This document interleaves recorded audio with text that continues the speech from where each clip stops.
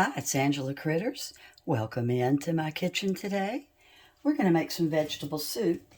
Number one, because it's really cold outside. But number two, I've got some asparagus that I've had for a week. And I'm going to go ahead and use all of my stalks until you get to the tough part. Because I'm going to put them in with my celery and onion that I'm going to saute. It's so good. It really flavors it really well. And I've got some carrots I need to use up and some potatoes. So I figured I'd make some vegetable soup. Alright, so I've got my celery starting to cook in a little bit of olive oil. And I added just a little bit of bell pepper because I had some. Don't go out and buy it. But you could add jalapeno, whatever you have on hand. This is going to be a vegan, vegetarian vegetable soup. So it's not going to have butter or anything else in it. So it should be pretty healthy. I added just a little bit of bell pepper because I have some, and I'm cooking the celery first.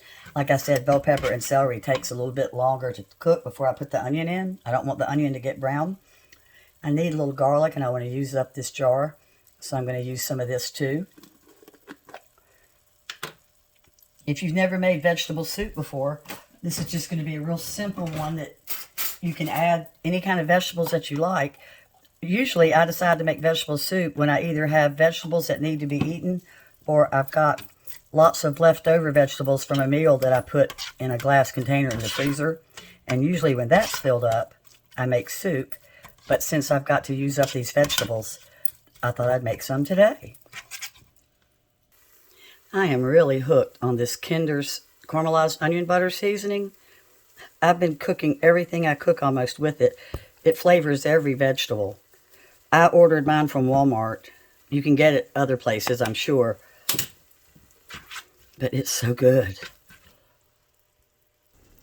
I'm going to throw in a little bit of smoky paprika. And a little salt and pepper. And I may add some onion powder or something later, but I'm getting ready to put in 2 onions chopped when this is finished cooking. A little seasoning salt. So for the asparagus, you bend, and where it snaps, you throw that away. That's the tough part. And then I'm going to use my scissors, and I'm going to cut my stalk and use it with my celery. You never let good food go to waste. Now, you could use a little bit past that bend, but I have found through trial and error that where the bend stops is where I stop.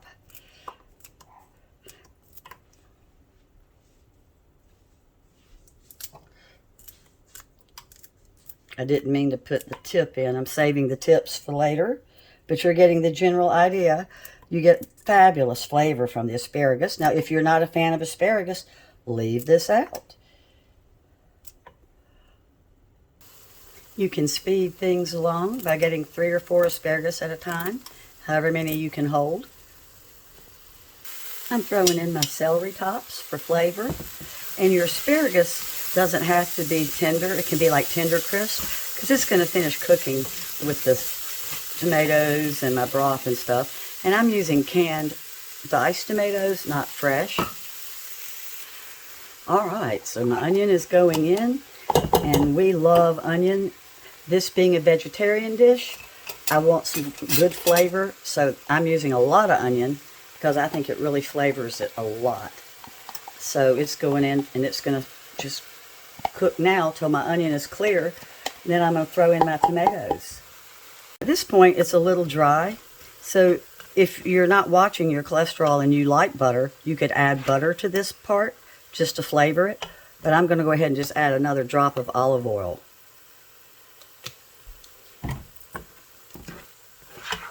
If I didn't watch my cholesterol, I would put butter in at this step. You'll see I'm cutting my carrots kind of thin. Okay, so my onions have run clear now.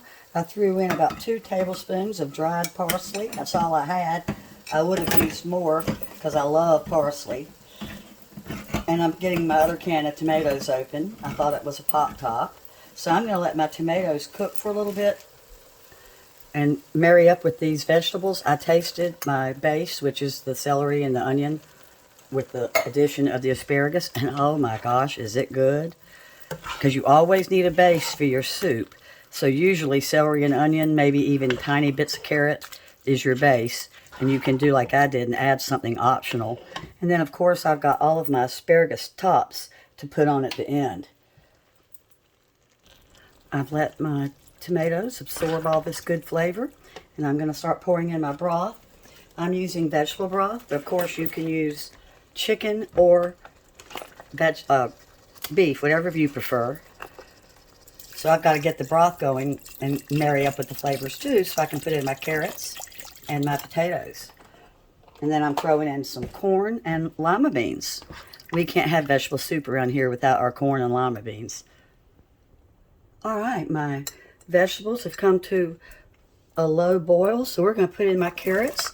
I probably have about 4 or 5 medium-sized carrots, because the carrots and potatoes is just my favorite part, the way they absorb everything.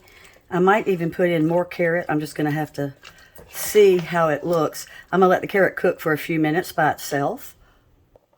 Adding a little bit of onion powder. While my carrots are cooking, I'm cutting my potatoes. I just put in about half of a bag of white corn. Now I'm going to put in lima beans. I'm using frozen, not canned. I don't like the salt, but of course you can use canned. I'm just trying to keep it a little bit healthier, but when I don't have fresh, to go my lima beans, I use canned, well, if I don't have frozen. So I'm using equal amounts of limas and corn because we like that too. Whoa! Looks like it's going to be a lima bean soup, doesn't it? Let me get some of those out. That's funny. All right, here go my potatoes. And I almost had a bowl this size. I'm not sure what size it is, filled up.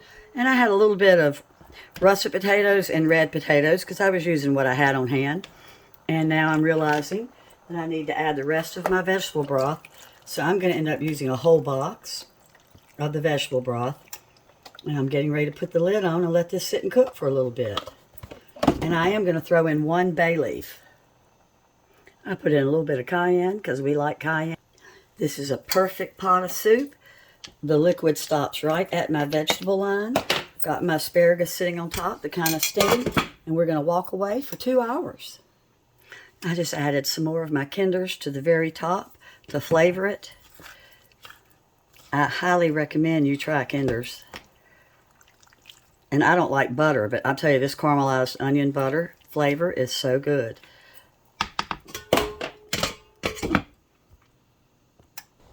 I decided to throw in some kidney beans.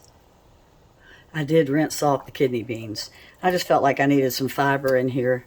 A lot of times I add half of a head of cabbage, but I didn't want to take away from my asparagus flavor.